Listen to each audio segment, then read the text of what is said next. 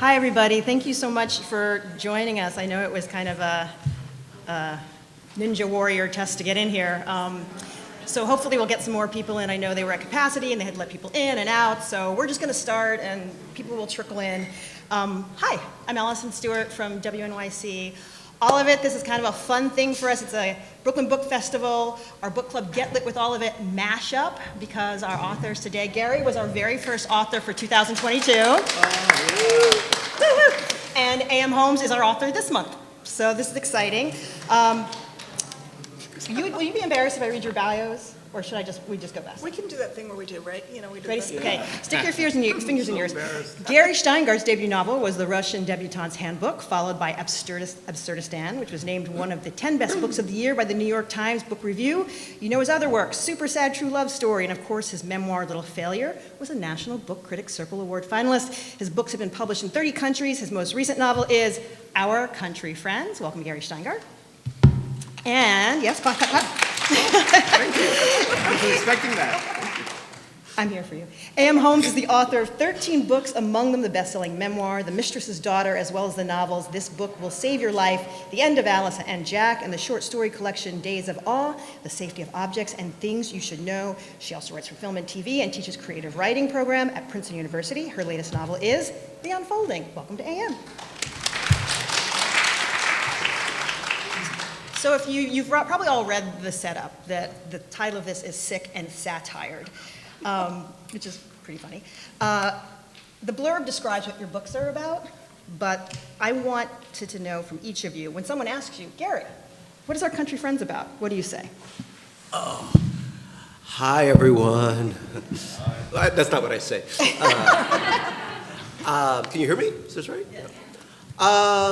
Yeah, I just say it's a novel about friendship, and then if that's not enough for my interlocutor, like a lot of stuff's about friendship, Gary, then I say it also has COVID in it, and then they back away from me and don't buy the book. So in other words, I don't have a good elevator pitch, but it is about friends kind of living in a country house upstate. I mostly live upstate now. I just come down here to see you nice folks. So it's a novel about that. And all these friends who have known each other for a long time get together and betray each other. So as I described it to my editor, it's like Chekhov meets The Big Chill, which for a lot of younger people is like, what?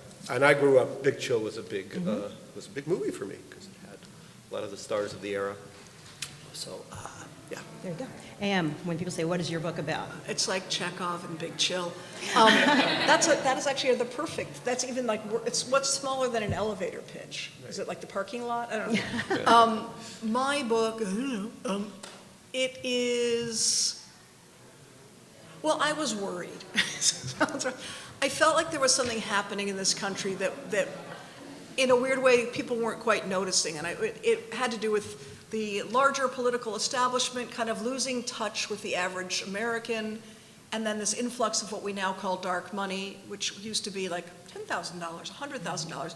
It, no joke, has escalated to $1.8 billion by a single donor into our political process. So I wanted to sort of look at the American political system, and also to weave that with a story, a domestic and intimate story about a family and kind of people both waking up to the world around them, and I guess a lot of what I perceived is the exponential expression of racism and sexism following Obama's election. And I believe it's still exponentially like one of those things that just keeps going like that, so. So Gary, as you mentioned, you live upstate, but you are obviously well acquainted with New York City. Oh, yeah. So you saw all those New Yorkers flood to the Hudson Valley. Yeah. Like Kingston became Brooklyn North. Oh, God, yeah. What did you observe about that exodus that you thought, I really want to incorporate in this book, and that you could find satire in? Yeah, I mean, it was fascinating. All of a sudden, half of Brooklyn moved upstate, and I was at the DMV in Kingston trying to get my license renewed, and this woman came out with a bullhorn and was like, if you're from Brooklyn, go home. we don't want you. And it felt, I lived in Brooklyn for years. It felt very painful, but also kind of cool, because I was like, my license says, you know, my little town upstate. So that was very nice, but others of us were very confounded by nature. A friend of mine called the police because he thought the property next door that somebody was killing someone else, and the officer said, "Could you hold up your phone to the screaming?" And he did, and the officer said, "Well, that's an owl." And then he said, "You just moved up here, didn't you? From Brooklyn, right?" Like, yeah. So it's an interesting kind of resettlement, I would say. To the locals, it's more of a conquest type of scenario where wonderful folks from this borough are moving up and trying to reinvent themselves in this kind of, it's rural, but it's also not, because the same chefs that you have in Brooklyn have now moved up there and are slinging, you know, Korean, Filipino, fusion pancakes, exactly. So all of the stuff that we have here is now there, except we are surrounded by people who often, let's say, do not share our political proclivities and would feel more at home in A.M. Holmes's novel. Right? To satirize something, you need to know about it. So you've been fortunate because you were there prior to the Exodus, so you had a good sense of what it was like there. And you're from Chevy Chase, Maryland. You went to college in Washington, D.C. What was something you observed about the way people in D.C. behave that you were able to use in this book? So I grew up basically in DC. So my whole childhood is, you know, when we were little, you would go and they would just take you to the White House, and like Nixon and Pompidou would be speaking, and you would just do cartwheels on the lawn. Because it was like, I didn't know that Washington, D.C. was not just a small, weird, dysfunctional southern town until Nixon resigned and I was at camp in North Carolina. And then the counselors were crying and saying they bet their mamas were having heart attacks. I was like, I think there's a party somewhere. You know, and then I also thought, I'm really at the wrong camp, like a Jewish kid in a Christian camp in like deep North Carolina, which is a whole other thing. So I think it was that beginning to realize that Washington sort of both how, in a way, how super small and individual and fallible, and also there is a game to politics. You know, when I was younger, we got new classmates all the time, and then it turned out everyone just wanted to live in DC. And so there were all these think tanks and lobbying, and just more khakis were made, and everyone stayed. So it very much from the inside. And then also just a weird thing, like, as a kid, I'm like, Mom, do you remember there used to be a warplane parked over there in the park? And she's like, yes, I do. And we're thinking, why was there a warplane parked behind the trees in Rock Creek Park? Like, there's just a strange absurdity to things there that everyone just takes for granted. I want to talk about your protagonist a little bit, and then I'll get you both to read. So Senderovsky is your protagonist, Gary. It's his place upstate where he's inviting all of these friends there's all sorts of shenanigans ensue. We want to root for him, but as my producer Jordan, we were talking about it, we also kind of laugh at him, or maybe with him, we're supposed to. Yeah. Why did you invite us to laugh either at or with your protagonist? Yeah, you know, the line between at and with, for someone who writes comical fiction, has always been very strange. Are they laughing at you or with you? I started writing, in English at least, because I was sentenced to 8 years of a Hebrew school for a crime I did not commit, but in Queens, yeshiva. And there, the kids hated me because it was the Soviet Union had just disintegrated, or was it? No, it was still going strong, Brezhnev. And I had this big fur hat, the whole thing. I couldn't speak no English. And so I decided to make friends. I would write a version of the Torah called the Genorah. Exodus became Sexodus. I mean, you know, it was very horny stuff. And then that's how I made my first friends. And that was sort of, for me, the difference between being laughed at and being laughed with, because we all hated these rabbis and all this stuff. So this was a way for us to get our anger out.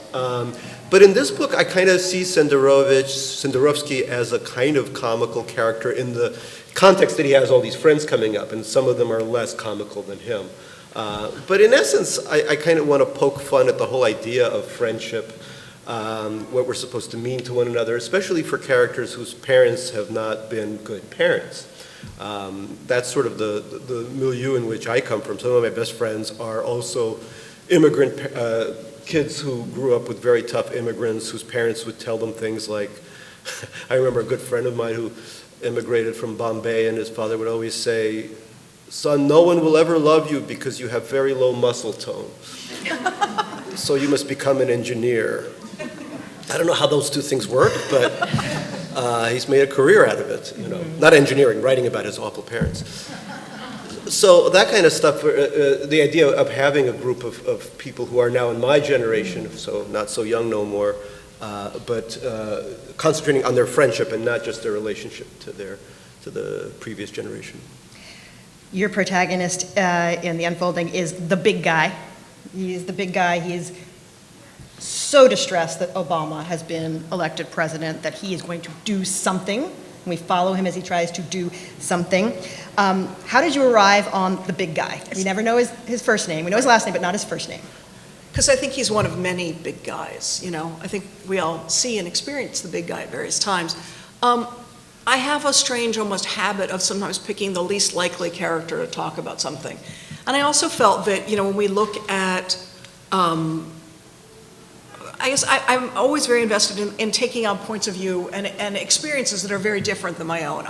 As much as like, you know, there was like, write what you know, write what's yours, and I think I would have run out like so long ago. And so I wanted to also understand more about how someone like the big guy experiences the world, how they move through the world. And I think what Gary's saying too, it's always interesting because I get in trouble too in that sense of, are you making fun of something or are you also sort of enjoying the thing or celebrating? And I think it's a complicated toggle, but I also feel like it's super important to make people laugh because then I think I can also be all the more serious. And all of these things are ultimately really serious. Yeah, it's interesting. I teach. I love what you said. I teach a class at Columbia about humorous writing, and my whole point is that the humor is your intercontinental ballistic missile. It's the payload is tragedy. Yeah. Right. So what you're trying to get across is tragedy, but humor is the easiest way to get that thing across and kill billions with it. Yeah. Before I ask you to read, to your point, your reader, because you're both skilled at this, we really get a sense of a whole bunch of different points of view, even though you have protagonists. There's a lot of different people populating your novel. And when you went back and you were reading and going through edits, aside from your protagonist, was there another character whose POV you needed in this book or else it wouldn't work? Really needed. You realize that? Well, I think there's 8 characters in this, including a young woman she's 8 years old, so what I've done with this book, what I kind of liked from previous books is that, yes, Senderovsky kind of is the protagonist, but I try to, even within the span of a sentence or a paragraph, to switch perspective from one character to another, so that really the 8 of them become like one giant eight-tentacled organism, kind of, and there's a mysterious narrator who is, I guess, God. Yeah. How about for you? I have no God. No. Godless. Yeah. I feel like it's interesting. For me, I don't even, although the big guy is in a way sort of the dominant because he is the big guy, there are other very key figures, his wife Charlotte and his daughter Megan. And I also was trying to really illustrate sort of, I don't know, the state of the nation with regard to where we are with men and women, where we are with women's lives in a multi-generational sense. And it was super important, I think, in terms of if there was one character that I could not have not had, it is the character of Megan, because it really is this braid of a novel with the sort of large-scale political, sociological view, and then this intimate domestic view of a girl voting for the first time that year and beginning to wake up to the idea of, oh, how do I see myself in relation to my family? Which is obviously a universal. We all have these moments where you individuate and separate. It starts with nursery school, and then we keep doing it. And so Megan, to me, we can look at the big guy, and we can look at all of what's happened in this country, and Megan, to me, is also important because she's hope. Could have named her Hope, but that would seem like not funny. Can we get each of you to read a little bit from your books? Who wants to go first? Anne? I'll go. I have a special version. Okay. Which is, large type and slightly pre-edited. So I'm just going to read a little bit, and this is really just from the very beginning. So, i.e., it won't make sense, it won't seem that funny, and you'll wonder, where's everyone else? But so the very beginning is the night of the Obama-McCain election. and that we're in Phoenix, Arizona. Biltmore Hotel, second floor bar, Phoenix, Arizona, 1 a.m. This can't happen here. He's been at the bar for 90 minutes. A dozen men have come and gone, having drowned their sorrows, done a little business, and put the whole thing to bed. There are 4 whiskey glasses in front of him, each one different, none of them empty. In one corner, the television is on, volume down. The talking head postmortem will go all night. In the other corner by the window, there's a couple canoodling like there's no tomorrow. And in the middle of the bar, a screwball with a Zippo lighter runs his thumb over the wheel again and again, scratching the flint to spark. Windproof, he says each time the fuel ignites. Windproof. It's on me as much as anyone, the big guy says to the bartender. Humility, if nothing else, requires that a man take responsibility for his failures. You sound like a man pleading guilty, the bartender says. The big guy shakes his head. All men make mistakes, but making the same mistake twice is not a mistake. It's a pattern. Tonight it was like Fat Man and Little Boy got back together again and planted a mushroom garden right here in Phoenix. And yet somehow we're surrounded by folks who have no idea what they've brought upon themselves. No idea. A man slides in next to the big guy and glances at the 4 glasses, signals the bartender. Pour me one of those, he says. Which one? The one in the middle. There is no middle, the bartender says. Highland Park, the man says. The big guy looks up. You can call it in the dark. Solanche, the man says, knocking back the drink. You're not one of them, are you? The big guy asks. One of what? Well, your hair is wet, so I'm thinking you're one of the assholes who got sprayed with champagne and did a little victory dance a couple of minutes ago. I don't think so, the man says. I'm more like a fella who came downstairs and took a dip in the pool in order to clear my head. Explains the smell, the big guy says. Chlorine. The man taps his glass for the bartender. Again. Were you in the room upstairs? I was. And what did you see, the big guy asks. A generational earthquake that split the terra firma, the man says. I'd characterize it as a heavy metal Led Zeppelin, a grim shaking of the head, the palsied, all too knowing dip of disappointment, keening women knowing they'll have crushed male egos to deal with for breakfast, the damp, dull face of defeat. They banked on the wrong horse in the absence of a better horse, while full well knowing it's not even a horse race, but really a rat race. Please God, tell me you're not a reporter. Historian, sometimes professor, occasional author, but not on the clock tonight.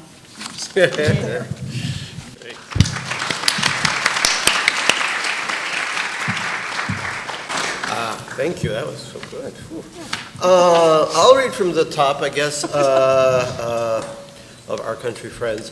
The house on the hill was in a tizzy. So already I'm ripping off Anna Karenina, right? Everything was topsy-turvy in the house of Oblama. So good writers steal. We don't even borrow. The house on the hill was in a tizzy. Workmen's trucks streamed up the long gravel driveway. 2 sets of plumbers from both sides of the river had been summoned to de-winterize the 5 bungalows behind the main house, and they did not care for one another. A broken set of windows in one bungalow had to be replaced post-haste, and a field of mice had chewed through the electrical powering another. The handyman, who did not live on the property, was so overwhelmed by the state of affairs, he retreated to the extensive covered porch to eat a cheese sandwich in long, deliberative bites. The mistress of the house, Masha, had lowered the shades in her first-floor office to escape the cacophony of modern tools and loud country cursing. At times, she would peek out to note the surfaces that would have to be wiped down after the workmen left. COVID, yeah, remember the first COVID when we were like, gotta wipe it down? Little did we know. Yeah, little did we know, it was completely useless, right? Natasha, who liked to go by Nat, her 8-year-old daughter, was upstairs, illuminated by a screen in the darkness of her room in a lonely public world of her own. The Korean pop band BTS plays a huge role in this novel, more than in any other novel before it. But in the future, more BTS novels will be made.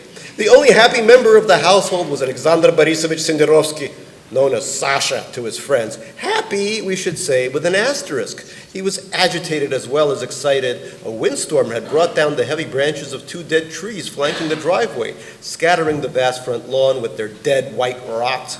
Senderovsky liked to expound at length upon the entropic nature of his estate, the way all manner of growth was allowed to go its own way, sumacs elbowing out more well-heeled plants, ivy poisoning the perimeter, groundhogs bringing destruction upon the gardens. A character named Steve the Groundhog plays a very big part in this too, secondary to BTS. But the scattering of dead tree limbs made the house on the hill look apocalyptic, the very thing Senderovsky's guests were coming up to escape. The handyman claimed a bad back and was not handy enough to remove all the trees on his own, so the so-called tree guy was called in, but he had gone missing. Senderovsky, in his athletic pants and wildly colored dressing gown, had tried to move one of these prehistoric branches himself, but the very first heave made him fear a hernia. "Ah, the hell with it," he said, and got into his car. A word about the car. Well, okay, not so much about the car as the way in which it was driven. Senderovsky had only learned to drive 3 years ago at the milestone age of 45, and only within the limits of a country setting. The highway on the other side of the river unsettled him. He was a fiercely awful driver. The half-empty local roads inspired him to gun, quote unquote, the engine of his sturdy but inflexible Swedish automobile, and he saw the yellow stripes bisecting the road as suggestions meant for less experienced drivers, whoever that might be. Because he did not believe in road marks or certain aspects of relativity, the concept of a blind curve continued to elude him. His wife no longer allowed him to drive with their child on board, and what was worse, he had somewhere picked up the phrase, tooling around. So, yeah. So a big part of satire is exaggeration. Yeah. What's a scene in the book that you think really you really incorporated exaggeration well? You want to go first, Gary? I don't think any of this was exaggerated. I am a fiercely awful driver. I have a car, I bought it for the safety, and it stops whenever I'm about to hit someone. Car, person, deer, Volvo? etc. The Volvo, Exactly. yeah. It's very good. We bought it before all this technology was coming online, where it keeps going, you know, and then it flashes a coffee cup and says, "Driver alert, please pull over and rest," or something. And that's just me getting into the car. I don't know. I mean, what happens in the book? Yeah, it all kind of happens. There's an actor in the book, and everyone keeps asking me, who is this actor? You know, and they always get it wrong. You can ask me later. But his behavior is slightly, it's based on all the actors I've worked with in TV and stuff. His behavior is slightly exaggerated because he's a complete schmuck, but slightly. You know, it's 80% schmuck and then 20% make-believe. Where were you able to use exaggeration? It's interesting. So I think it's always a balance, because you're trying to, on the one hand, I always describe it as like the super saturation of like an overly colored photograph. So as though, and now people can do this on their phones, but when you heighten the tonalities of things. And then for me, with this book in particular, this group of men who are in it, the big guy and his cohort that he calls the Forever Men, I was trying, because reality was getting so weird, I kept pushing them further and further out. And I was like, okay, slightly surrealistic. Okay, a little bit like Dr. Strangelovey. And then there is a scene, which I would say, for me, suffices with super extreme, like, where they go on a hunt club, like boys' weekend, and encounter a group of private military contractors who've been hired to basically play war with them in some way. That was pretty exaggerated. And yet, you can hire private military contractors anytime you want in this country. I was thinking, like, that to me doesn't even sound that exaggerated. I know. When I was writing Lake Success, I had to interview and hang out with all these billionaires. And that stuff would have been, I remember at one point, we took a private jet to Uruguay. We got off, there were all these helicopters waiting, one per person. Yeah, so you don't want to put anyone at risk. Yeah, exactly. Right, exactly. But also they knew that I'd written something for Succession, so they wanted all the helicopters to fly in line and then pipe in the music from Succession. Oh, wow. Then we landed on a yacht, Yeah. and we got off the helicopters, and the yacht sailed to this place where these sea lions had been trained to give us high fives. Usually they're like murderous. Yeah. This made me think, like, anything we think is exaggerated Right. is happening somewhere, but even worse. But I think I actually think that is hugely true, despite the fact that I'm wondering if you're microdosing too much, but it's okay, we'll talk later. I'm microdosing, but I don't know about too much. But I think that what you're saying is honestly a really important, for me, thing, because, so I have always been this writer who kind of pushes it, I would describe it as like, the edges of the plausible emotionally and culturally and all of these different things. And yet our world is just blossoming, what I can't speak today, so exciting, but with extreme behavior, with excess, with all of these things that I will say as a fiction writer, it's sort of terrifying. Because you think, like, for one example, I think, oh, I'm a really good catastrophic thinker. I'm like, not anymore, you know, because it's like you wake up and I feel like I've been rubbernecking America. I'm like, what happened now?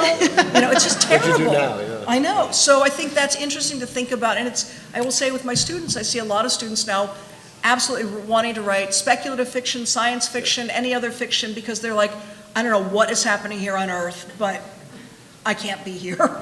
And they're like, you know, and then it's, right, the witch said hello to them, whatever. Anyway, it's a whole other thing. But I was wondering, because I was going to ask you, actually Yeah. answered my next question, because I was going to ask about parody. I can remember, like, turning on Saturday Night Live to see Alec Baldwin as Donald Trump, and they didn't even rewrite it. Right. He just said what he said, right? So we Yeah.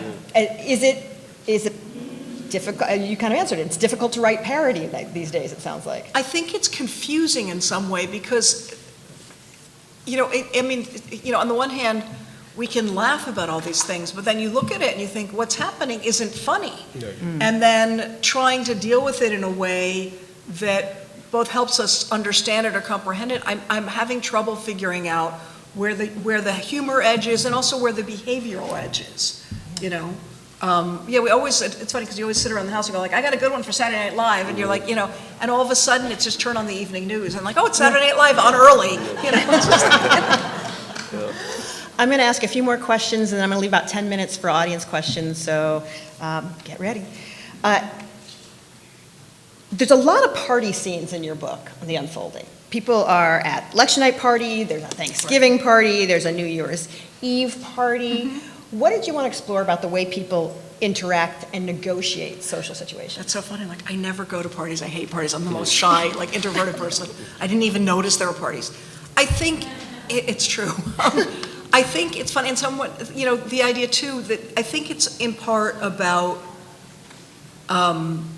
consumption, about privilege. I mean, they have the freedom and ability to go to these parties, but they're also, it's tribal. They show up and hang out with people like them, and I think that there's a lot of need for people. I mean, you know, again, I'm a weirdo. I'm like, I don't know, I'm just home by myself. But to be with people who confirm what they believe and how they move through the world. And I think people need to be validated by others. It's something I'm working towards. I mean, I guess I need to be validated. I'm sitting here. But there's some weird part of me that goes, I just don't understand that, which makes me not good at parties. Because I'm like, I'm in the corner. I'm like, these are just my crudité. You know? One of the things I loved in your book, and it is a little bit exaggerated, but not that exaggerated, because I know you've seen it, the way people act around famous people. Sane, normal, erudite people lose their minds around famous people. It's true. It's true. I think it's in part because in America we don't have royalty officially. So, you know, I always pity the UK for this because they do, and they have to. It entails its own problems, especially when queens die. But in America, I think that, for some reason we've nominated our actors, because I guess the Dream Factory of Hollywood is sort of our biggest contribution to humanity at this point. We've nominated them to be our sort of royalty. So whenever I hang out with actors, and I've had to spend a lot of time with them, there's always this sort of, it's like they've crossed into a different, I'm walking with them, but they're exuding light and holy energy, maybe. I'm not going to mention Ben Stiller by name, but you know, I was with him once in LA, and we were doing a project together, and he's a really nice guy, but I'm like, Ben, I'm really hungry. I have low blood sugar. And I said, you know, there's an In-N-Out, my favorite burger, down the street. Let's just go get it. And he was like, sure. So we walk down there, and then we walk in, and you know, everything stops, and it was like, and then the owner runs out, and he's crying. He's like, take whatever you want. Take my daughter. Take my daughter. I have never been so honored, you know.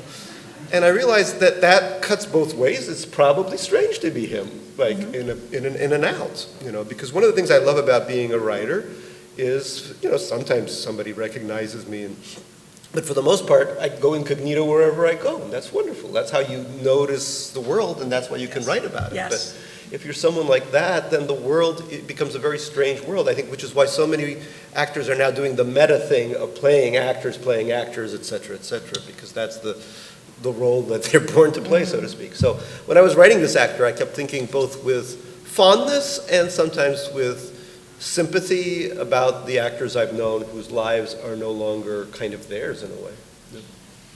And what did you think when you saw, with relation to your novel, The January 6th Insurrection? Because it seems like when you're reading the book, let's say your book had come out 6 months earlier. Yeah. You wouldn't have thought like, oh, this is what the big guy had planted the seeds for. Yeah, I knew that.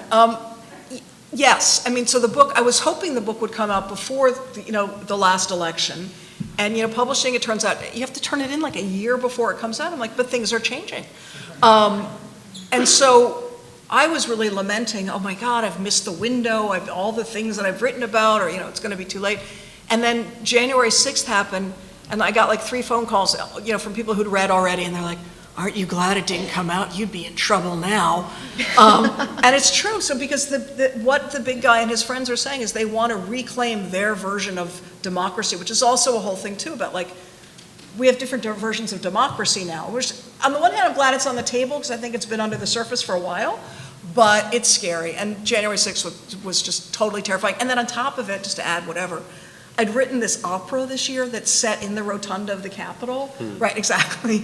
And that was all done, and it's opening in March at the Kennedy Center for their 50th anniversary. And I'm like thinking, it's such a conflation in my mind of all of the things I've been playing with. And I'm like, be careful of that statue, It was so scary. And I grew up there, and by the way, the Capitol Police are like, hi, Bob, let me just get that door for you. I mean, it's not a police force in the way that we think of police. So that was also terrifying to just realize what they were, what was happening. It was horrible. Is that what you meant? Yeah. Let's open up for 10 minutes of questions. Well, that wasn't a funny answer, but. That's part of what satire is. There's a darkness, to your point. Yes. The on-ramp is humor, and then the stop sign of tragedy. The off-ramp is tears. Any questions? Or concerns? About process, about, oh, don't be shy. Yay. Do I miss Brooklyn? Yeah! Hell's yeah, I miss Brooklyn. This is where they grew the tree. But I can't afford it anymore. I have a place in Manhattan. I can't afford Brooklyn, though. Someday. Did you have a question here? Yeah, I have a question. Gary, you have a Soviet past, and I just wonder, because I'm a Russian writer, and I'm right now, I'm Russian-Ukrainian writer, and I feel, how to say, I need maybe some advice about, because I have a good editor and translator, but I still feel, do you feel it somehow reflects your language style, and what kind of, I just definitely feel I have a little bit different style that I've lost in translation, and also I've lost as a Russian writer. Is it a good time to be published? But maybe immigration stories, I feel very lonely as a writer of the past, because it's Do folks in the back, did you hear the question in the back? It's hard this to be woman is open. a Russian-Ukrainian writer, and she's asking Gary about language and the idea of the way she writes and whether things get lost in translation, and could use some advice. How do you help, because do you feel you have this Soviet soul kind of, because you know what I mean? How do Yeah, you no, I know what you mean. No, I've written about that in my books. Yeah, and thank you for the question. I mean, I think there's a couple of things. I think, first of all, obviously, given what's happening in Ukraine, it's very hard not to think about that and to think about what language means there, because in one way, it's one language or in one culture trying to enforce itself upon another. Two of my grandparents grew up in Ukraine and then moved to Russia, so I feel a connection to, obviously, to both countries. But as this genocide is happening, it almost feels strange to read some Russian books, because so many Russians, even wonderful people like Joseph Brodsky, have written horribly anti-Ukrainian things, not to mention Pushkin and well, Dostoevsky was just a schmuck overall. So to separate the brilliance of some of the work from these people who were often not, of a very colonialist mindset, I think is very difficult. In terms of writing in English, but being also, yes, some things do get lost in translation no matter what language you're writing, but I think of it as a help. I think of it as a kind of secondary soundtrack that goes through my mind, where the language, the Russian language in this case, but it could be any language that you speak, creates for more interesting word, sentence, paragraph structures. So that, because remember, the reader, these are all very good readers, they've read it all. I mean, they're sick of the same thing. They want something new. And I think what's so interesting about fiction written from a different perspective is the way language and other things often infuse the host language, the English language in this case. So I wouldn't, you know, this is obviously, you need a good editor to figure out what's working and what's not working. This is incomprehensible, this is beautiful. But overall, I would say that that's the important part, is to let that language live inside of your English and inside your thoughts. So I have, you know, I mean, I still have dreams in Russian. Usually I can't get money out of an ATM. You know, and I'm screaming, but, you know, yeah. Any other questions? Anybody in the back? Hi.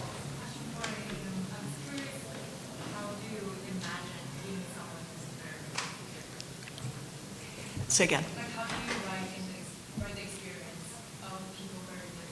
The question Yeah. is, how do you write the experience of someone very different than you? That's a very good question, and I think it's come up a lot, too, about whether or not one can or should try to take on the experience of others, especially sometimes when people have not had a chance to represent their own experience or been published to be able to represent their own experience. For me, I really, number one, I am inherently not that interesting, so there's no way I would have written 13 books about myself. So that's thing one, but it's a desperate attempt to try to understand things beyond my own experience. And so I think a lot about what the writer Grace Paley used to talk to me about, which was writing what is true for the character. So I asked myself, what is organic to this person? What is their socioeconomic history? What has been going on in their life and the world around them until this moment? What brings them here? What do they expect to get out of this story? And I will say there's a weird sort of tweak in my own existence, is that I'm adopted. So I grew up a different person in a different family. And I would say that whatever that does to one's identity or lack thereof, I think also has given me a kind of freedom that maybe some people don't feel. I've talked to a few, I used to talk to Edward Albee about it. Edward, how do you feel about adoption? It's not good. You know, I'm hostile. I was like, were you born hostile? But anyway, so, you know, I really do spend a lot of time with the characters and trying to inhabit them. And the other thing that's really important to me is people always say, am I supposed to like these people? And the truth is, it's irrelevant. You know, when you look at the books, but Dostoevsky being, you know, whether he was a schmuck or not, you know, you don't go like, wow, Crime and Punishment, I love those people. Can't wait till Thanksgiving. I mean, that's a very modern idea that we have to like the people, or also importantly, that we read just to see ourselves, or to see, obviously it's important. I would say I never saw who I am reflected in literature. I have yet to, which is very complicated. But we don't read, you want to read both to see yourself, but also to see the larger world and to get out of yourselves, which also is why all this banned book stuff right now is so terrifying, because people, you know, it is a door into the much larger world. And if you suddenly go like, well, we're locking that door and we're keeping you right in here, it's really dangerous and scary. Yeah, it's what they call it, the windows and mirrors. Yes. Some books are windows, some books are mirrors. Yes. And there was a great, was it a Hilary Mantel line the other day that she said, oh yeah, she said something, I look and I think it's a mirror, but then I realize it's a window. Right, okay, never mind. Did either of you have a certain kind of reader in mind when you were writing your books? Anyone will buy the book, really. I don't discriminate. Everyone's like, oh. Well, let me follow up. Give me money. Is there someone in your crew, you know, one person's satire might read it and be offended. It might be Yes. really, really offensive Sure. to them. Yeah. So I'm curious, has anybody ever come up to you or written to you, especially with social media, and said, like, you know what, something you really meant as funny and you really meant as insightful offended them? Yes, Yeah, all the people are time. offended all the time. Yeah. Yeah. It's But like, yeah.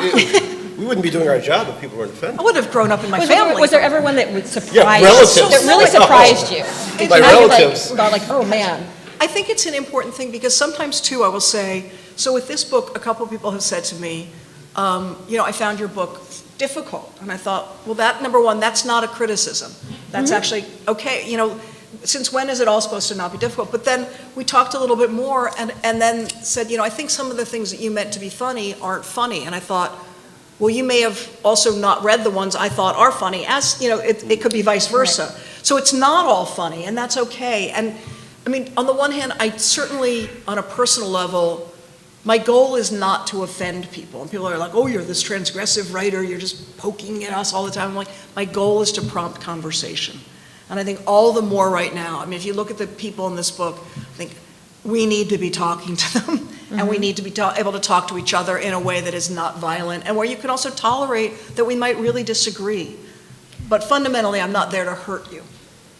Yeah, I don't know. I mean, I feel like my worst critic will always be my parents, so Totally. when you start with that, you kind of don't really care about anyone else. Or it's sort of, because my dad would be like, oh, good reviews in New York Times, but I looked online and Totally. Misha from Moonmansk says, you are finished as a writer. My father used to say, I said, something like, they're printing a lot of copies of my books, and they go, really, why? And I said, you're checking to make sure, and I said, I think they think people read them. And they go, well, they're entitled to their opinion. I mean, it's like, thanks. So it's not, I mean, if you grow up in these houses, this is all just a blessing afterwards, But if you didn't grow up in these houses, you probably wouldn't have been a writer. You'd be Totally, like no, an I urban wouldn't. planner or something helpful. Exactly. Who is your most trusted reader before you send it out? I have a couple, 4 or 5 people. So, but it's different for each book. So, when I wrote Lake Success, a bunch of finance bros read it.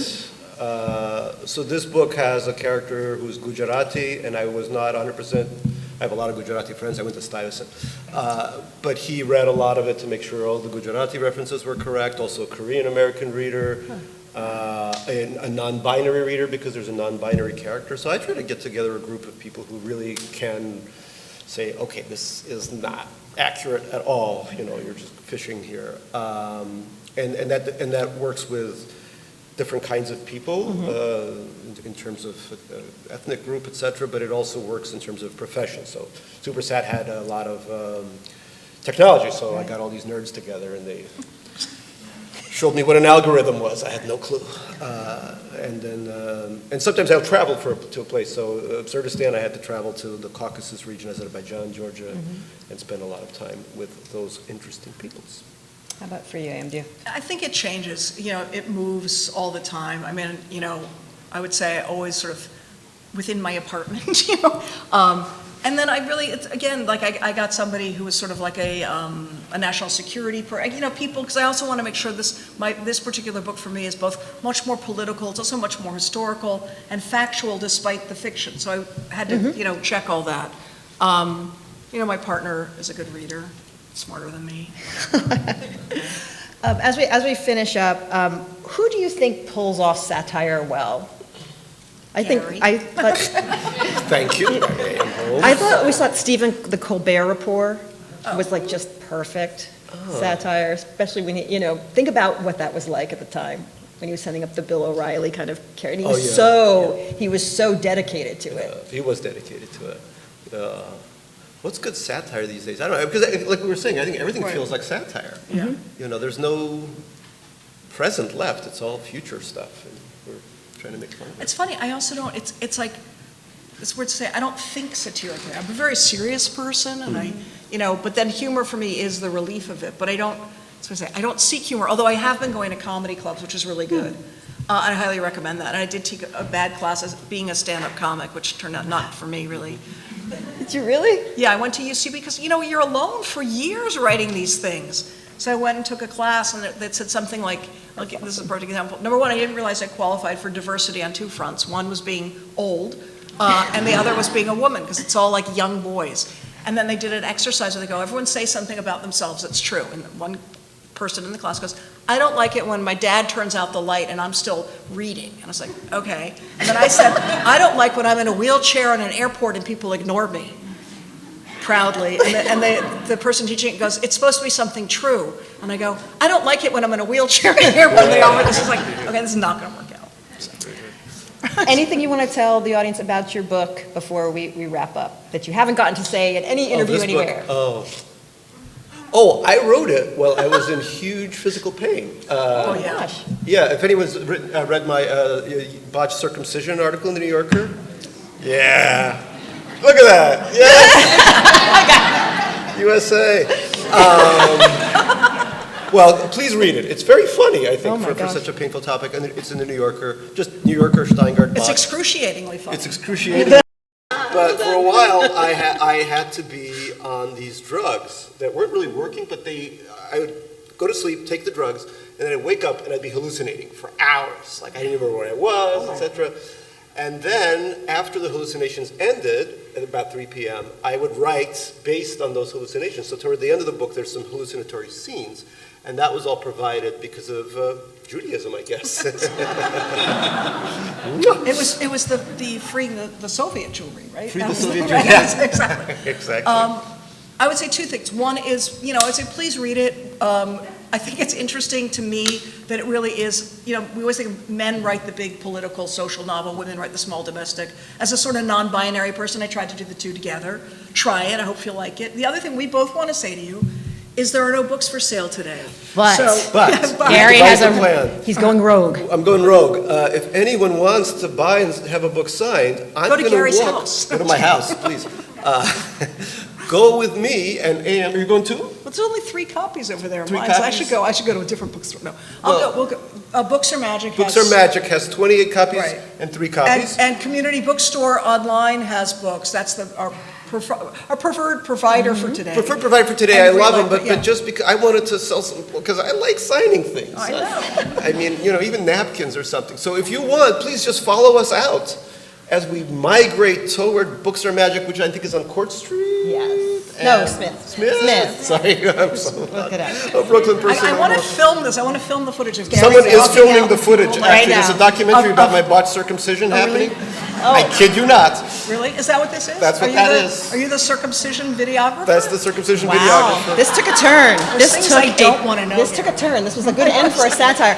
And also on the way out, a producer of our Get Lit with All the Book Club, Jordan, we have bookmarks for everybody on the way out. So when you go to buy your books at Books Are Magic, take one on your way out. Let's thank Gary and AM. Alison, thank you.